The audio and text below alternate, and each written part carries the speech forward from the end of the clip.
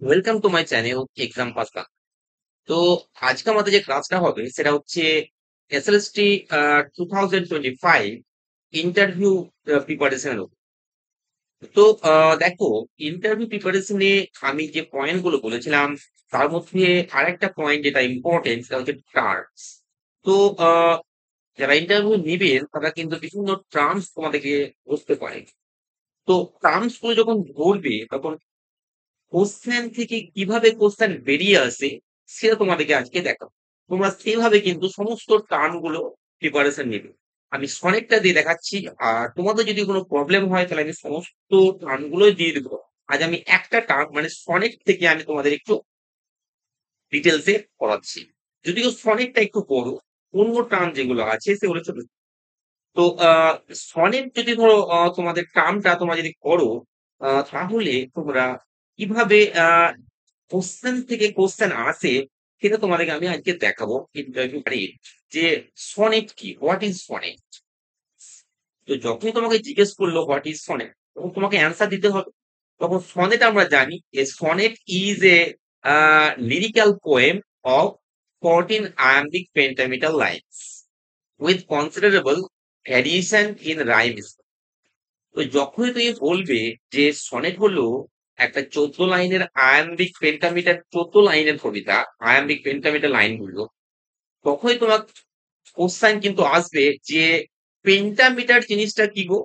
মানে এইভাবে তোমার কোশ্চেন গুলো আসবে কিন্তু যে পেন্টামিটার, আয়াম্বিক পেন্টামিটার জিনিসটা কি, বা আয়াম্বিক জিনিসটাই কি। মানে কোশ্চেন থেকে কোশ্চেন কিন্তু বেরিয়ে আসবে। তখন তোমাকে যদি বলে আয়াম্বিক জিনিসটা কি, তখন তোমাকে বলতে হবে আয়াম্বিক জিনিসটা কি। তা আয়াম্বিক জিনিসটা কি? তো এ ও আয়াম্বিক কি? A group of two syllables. Iambic a group of কি? টু সিলেবলস, যেখানে first is unstressed and second is stressed. তা দেখো কোশ্চেন থেকে কিভাবে কোশ্চেন বেরিয়ে আসে দেখো। সনেট তুমি যখন বললে তখন তোমাকে আয়াম্বিক জিনিস, আবার তোমাকে এটাও জিজ্ঞেস করতে পারে যে আয়াম্বিক পেন্টামিটার জিনিসটা কি। তখন তোমাকে কিন্তু জেনে রাখতে হবে আয়াম্বিক পেন্টামিটার জিনিসটা কি। তো দেখো আয়াম্বিক পেন্টামিটার তার মানে কোশ্চেন থেকে কোশ্চেন বেরিয়ে আসবে, কিন্তু তোমাকে যে জিনিসটা তুমি করে যাবা তার ভিতর থেকে কিন্তু যে মানে জানতে হবে। আর এটা মনে রাখবে, একটা যেখানে ধরবে, ওনারা যেটা ধরবে সেখান থেকে কিন্তু কোশ্চেন কমপ্লিট করে দেবে। হয়তো তোমার সনেট জিজ্ঞেস করলো, সনেট থেকে ইন্টারভিউ কমপ্লিট হয়ে যেতে পারে মোটামুটি অর্ধেকটা। অর্ধেকটা ইন্টারভিউ হয়তো সনেট থেকে শুরু করলো, তো অর্ধেকটা ইন্টারভিউ সনেট দিয়েই তোমার কমপ্লিট হয়ে যেতে পারে। সনেট দিয়ে হয়তো 10টা কোশ্চেন ধরে ফেললো। সেই জন্য তোমাকে সমস্ত টপিক বা টার্ম বা যাই হোক সেগুলোর কিন্তু ডিটেলস এ জেনে যেতে হবে। ওকে। তো তোমাকে যদি বলে আয়াম্বিক পেন্টামিটার জিনিসটা কি, বা তোমাকে জানতে হবে আয়াম্বিক পেন্টামিটার হচ্ছে a line of verse composed of 10 syllables arranged in 5 metrical feet, each of which consists of an unstressed syllable followed by an stressed syllable. তা দেখো সনেট থেকে আয়াম্বিক জিনিসটা এলো, আয়াম্বিক পেন্টামিটার জিনিসটা এলো। এবার যখনই তুমি আয়াম্বিক পেন্টামিটারে যখন সিলেবল কথাটা বললে তখন তোমাকে জিজ্ঞেস করতে পারে হোয়াট ইজ সিলেবল। সিলেবলটা কি বলো। তাহলে সিলেবল কি তোমাকে বলতে হবে, syllable is the smallest unit of pronunciation in a word containing one vowel sound with or without consonants. তুমি যখনই বললে সিলেবল কি, তখন তোমাকে একটা এক্সাম্পল জানতে হতে পারে যে একটা এক্সাম্পল দাও তো। তুমি হয়তো দিলে ক্যাট, সিএটি ক্যাট, এখানে সিলেবল কটা আছে? সিলেবল একটা। তো সিলেবল হচ্ছে তোমার ভায়োলের একসঙ্গে উচ্চারণ, তাকে বলা হয় সিলেবল। ওকে। তো এভাবে কোশ্চেনটা এলো। আচ্ছা, এবার তোমাকে এই কোশ্চেন করতে পারে যে সনিট কথাটার উৎপত্তি কি, অথবা মিনিং কি, বা কোথা থেকে উৎপত্তি হয়েছে। দেখো sonnet comes from the Italian sonetto, যার অর্থ হচ্ছে লিটল সং অর সাং। তাহলে এটা তোমাকে জেনে যেতে হচ্ছে সনেট। তাহলে তুমি যদি বাইরে থেকে শুধু সনেট কাকে বলে জেনে যাও তাহলে কিন্তু প্রবলেম। তোমাকে যেটা দরকার সব ডিটেলস জেনে যেতে হবে। ওকে। তো এটা একটা ব্যাপার। আর এটাও তোমরা জেনে যাও সনেটে যে থিম গুলো হয় সেটা লাভ, বিউটি, টাইম, মোর্টালিটি, ক্লোজার, এ সমস্ত হয়।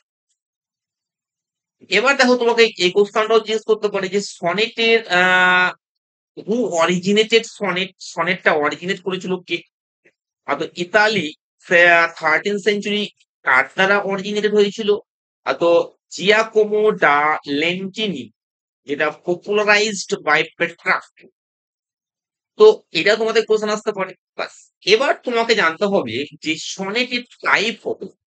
তো সনেটের টাইপ মেনলি যেটা আমরা জানি, থ্রি টাইপস, ট্র্যাডিশনাল টাইপস। একটা যে পেট্রাকান সনেটস, একটা শেক্সপিয়ারিয়ান সনেটস, আর একটা স্পেন্সেরিয়ান সনেটস।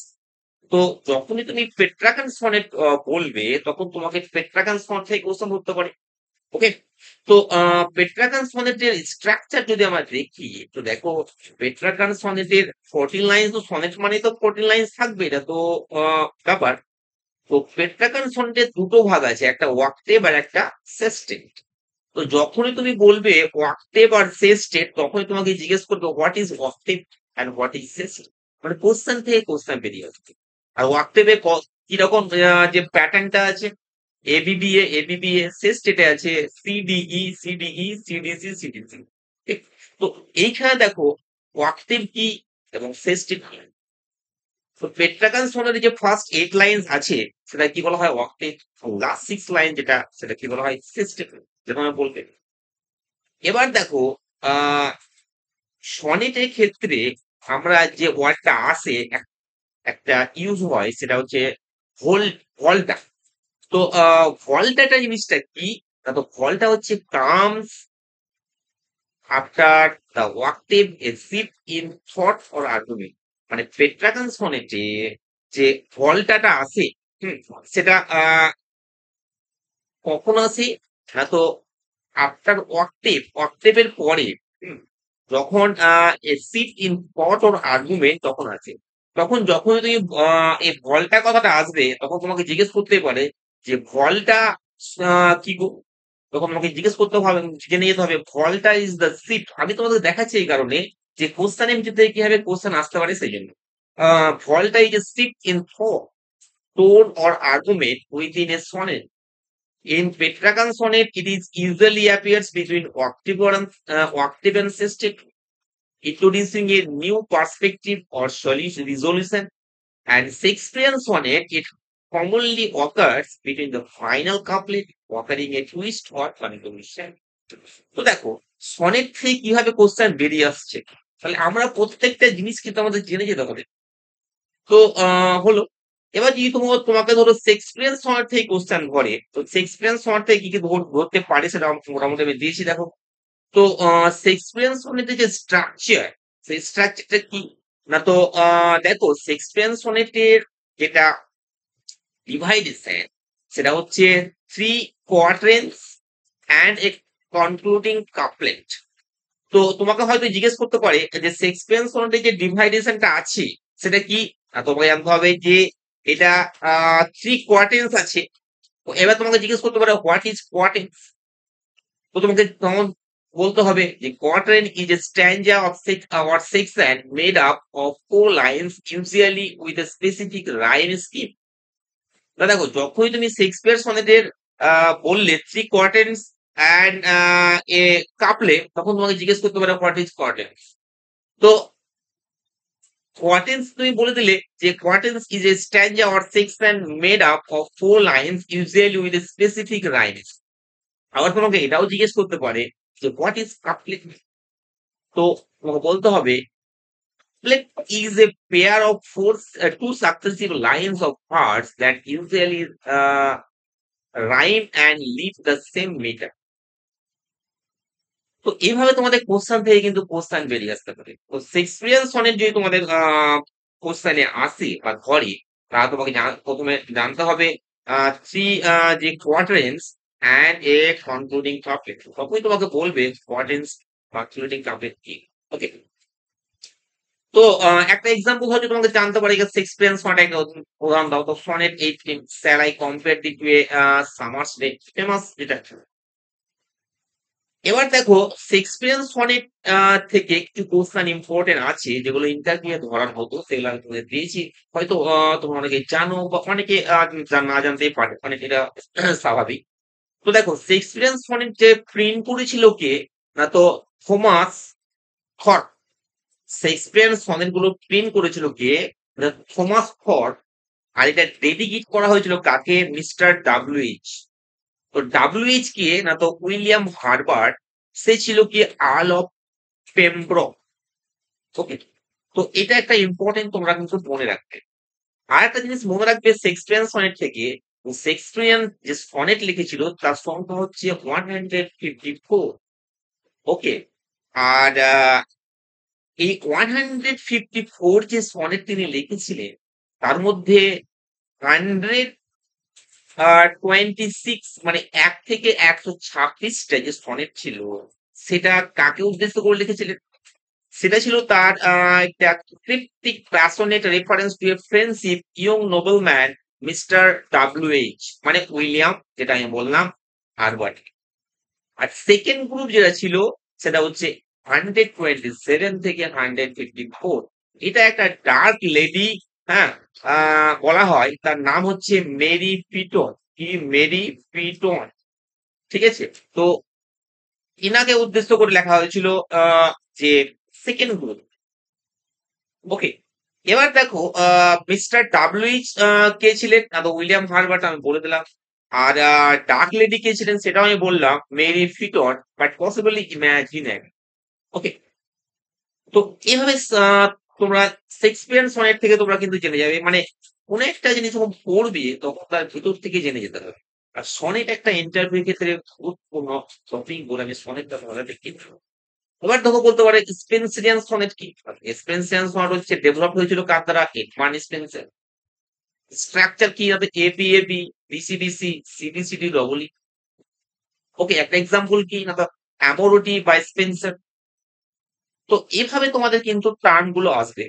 তো আমি তোমাদের এখন তো ইন্টারভিউ রেডি, এখন টাইম আছে।